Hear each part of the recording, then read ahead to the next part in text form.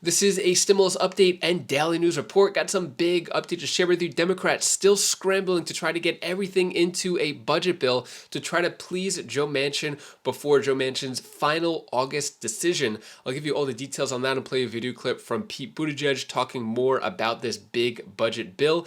Also, when it comes to gas prices going down, President Biden boasting that gas prices are going down because of what he did. I'll play you a video clip from the chief of staff talking more about that, plus the abysmal approval ratings of President Biden at the moment. I'll play you a video clip from Bernie Sanders as Bernie Sanders is siding with the Republicans when it comes to the CHIPS bill. Democrats are for it, Republicans are against it.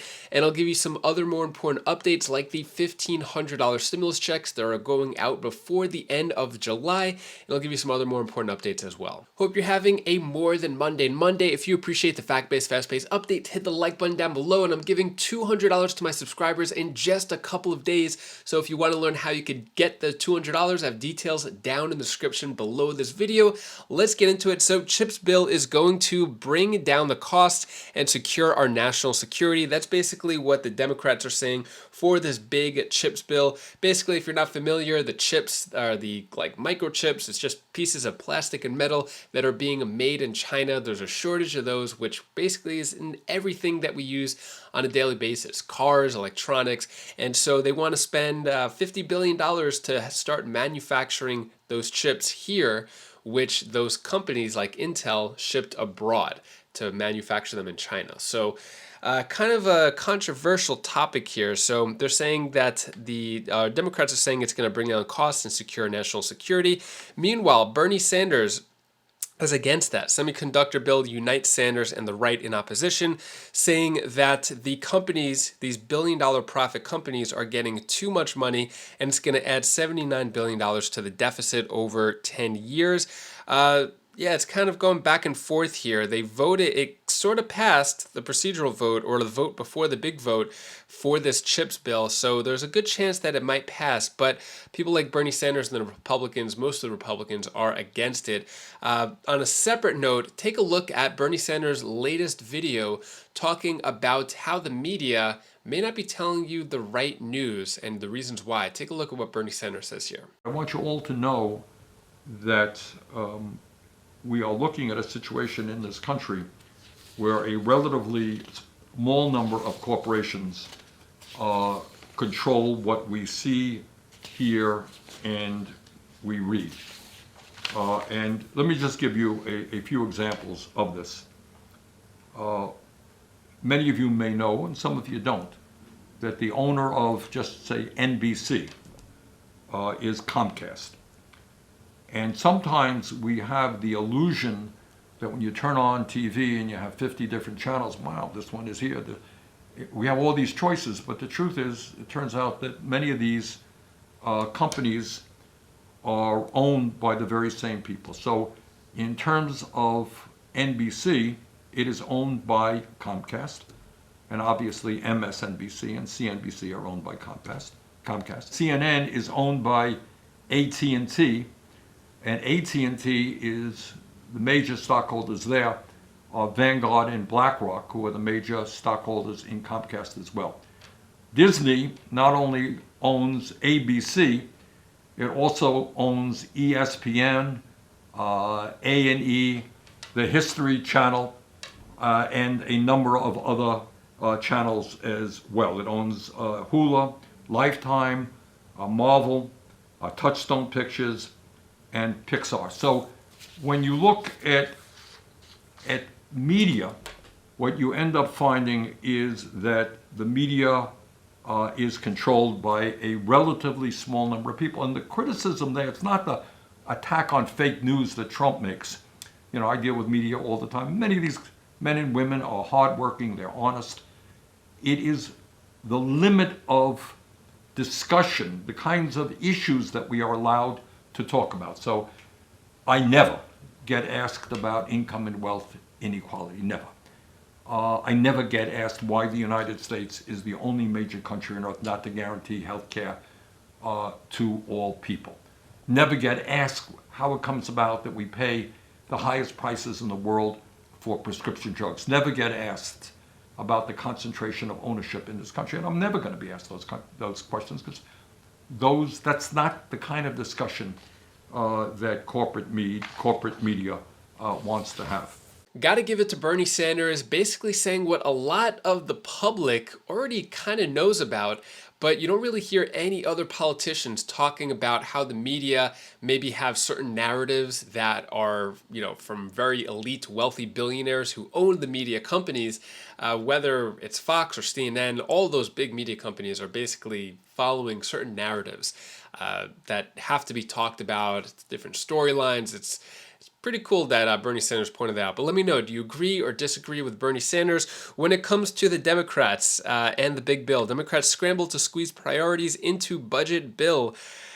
Oh man, so they're still at it. They're still at it. So they wanted a lot of things in there. There was going to be there is currently, it's just healthcare and most likely not climate. So it looks like it's just a healthcare bill, but they wanted educational things. They wanted childcare. They wanted a lot of other stimulus provisions, but it looks like now it's almost down to nothing because of Joe Manchin.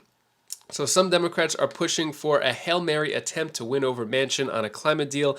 After September, the odds are stacked against them. So what's going on now is Joe Manchin said no again, and Democrats, being as persistent as they are waiting for Joe Manchin, because Joe Manchin said that he is going to make a decision in August. So Democrats seem wary of going on a wild goose chase to win over Manchin on climate. The year-long negotiating chaos has yielded a skinny bill centered on health care.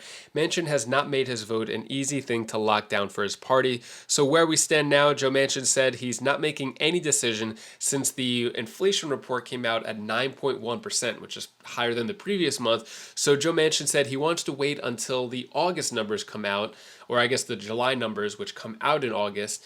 And if that's lower, could have a bigger chance to have Joe Manchin on board. But it's not guaranteed. And honestly, I think Joe Manchin is just stringing them along, and he is never going to be for it, because he never has showed any interest in it. He says he's always willing to talk, but never said that he's interested in actually pursuing the bill. Healthcare, if it's just a healthcare bill, Joe Manchin might be for it. But the bigger Build Back Better $3.5 trillion package, that is way gone. That's not going to happen. And a lot of the stimulus provisions that were in it are gone as well. When it comes to the latest update from the White House, take a look at what Pete Buttigieg has to say about this bigger package and what's going to happen moving forward. President Biden's one sweeping Build Back Better plan has been reduced to legislation that would extend health care subsidies and lower prescription drug costs, climate change measures, corporate tax hikes, universal pre-K, paid family leave, free college tuition. All of those provisions gone, gone, gone. A lot of Democrats are blaming this all on West Virginia Democratic Senator Joe Manchin. Do you think it's fair for them to put the blame on him? Well, look, we're dealing with a Senate where not one Senate Republican is willing to join on any of those priorities either, but also where we've been able to get a lot done. The effect of the American Rescue Plan being felt in communities across America right now, the bipartisan infrastructure law that's enabling me and my department and others to make improvements across the country on everything from transportation to internet access to clean water. These are major achievements. We haven't gotten everything that we want as an administration. The president's continuing to push on other priorities. But we shouldn't overlook what's been achieved, and we shouldn't ever relent in pushing for what still needs to be done. I'm really looking forward to seeing where we're able to get on prescription drugs, something that would give a lot of breathing room for a lot of families. And there's obviously much more work to be done. The same group of words that we're always hearing on a regular basis, that times are hard, Democrats are going to get something together, help out the American people, and they're working on it. That could basically sum up everything that's said there. But let me know your thoughts on that. When it comes to gas prices, Biden boasts as gas prices drop to below $4.50 a gallon on average across the country. So President Biden taking credit for this one. Does he deserve it? Take a look at this video clip right here of the White House Chief of Staff talking about the gas prices, of the things that President Biden did to bring down the cost and how it's going to continue to go down, as well as President Biden's low approval ratings, which are some of the historic lows that we've seen. And take a look at what he has to say here. Let's talk about what every American seems to be feeling, Ron, is gas prices. We know that they have been up But now, gas prices are going down. They have nearly dropped 60 cents, and that's according to AAA. Now, I know that some of my Republican friends were blaming you all when the gas prices were up, and now they're hitting you for taking credit. So what is your take on this? Well, first of all, the fact that gas prices are coming down in the summer is really extraordinarily rare. I think a lot of families are like the Klain family. When they were younger, we threw the kids in the car, drove across the country in the summer, and to see gas prices falling in July, that's not something you see very often. They've fallen every single day since the summer started. Now, why is that? In part, it's because the president took an action no president ever took, which is he went into the federal stockpile and deployed 1 million barrels a day of oil, and then worked with our allies to get them to match that to a pretty great extent. So we put a lot more oil on the market. That's helping to bring the price down. We've taken other steps to try to increase production. The U.S. is going to pump more oil this year than it did most years that Donald Trump was president. So more oil on the market, more oil being pumped here in the United States, that's having a role in bringing this price down. Last thing is the president's been very clear with the oil and the refinery and the distribution industry in the United States that when the price of global oil comes down, they need to pass that along to consumers. The price of gas should come down even more because the price of oil has come down a great deal. We want to see the price of gas match that and come down even more in the weeks ahead. There are more than 30,000 gas stations in America where gas is $3.99 or lower in more than 30 states in this country. That's progress, but it's not enough, and we need to keep working on this. As someone who goes to the pump regularly, Ron, I have to agree with you. Before you go, I want to ask about the president's approval ratings. To say the least, they are not ideal. But the reality is that pieces of his agenda are extremely popular. I'm thinking about the bipartisan infrastructure law. I'm thinking about recent gun safety reforms. So where exactly is the disconnect here? Well, Simone, I think the president's approval rating is kind of a reflection of how people feel about what's going on in the country. And some things in our country aren't going well, not because of what the president did, but in fact because of what the president's fighting against. They want to see him fight for reproductive rights. He is. He signed a very strong executive order about that. Now they want to see if we're going to win that fight.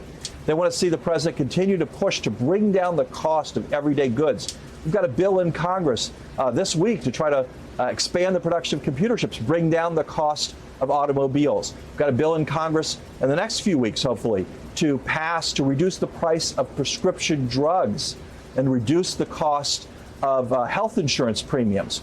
So voters, I think voters are always kind of show me, don't tell me. And what they want to see is, are we going to produce on this agenda? Are we going to have success? Are we going to be able to match bringing down the price of gasoline with bringing down the prices of other things, continuing to create jobs? That's the challenge. That's what we've got to deliver on, Simone. What are your thoughts on what he has to say there? Do you agree, disagree? Does President Biden get credit for the gas prices going down? With President Biden's low approval ratings, he could pretty much only go up from here. Let me know your thoughts on that. When it comes to stimulus news, direct payments and rebates worth $1,500 fast approaching for 1.1 million Americans.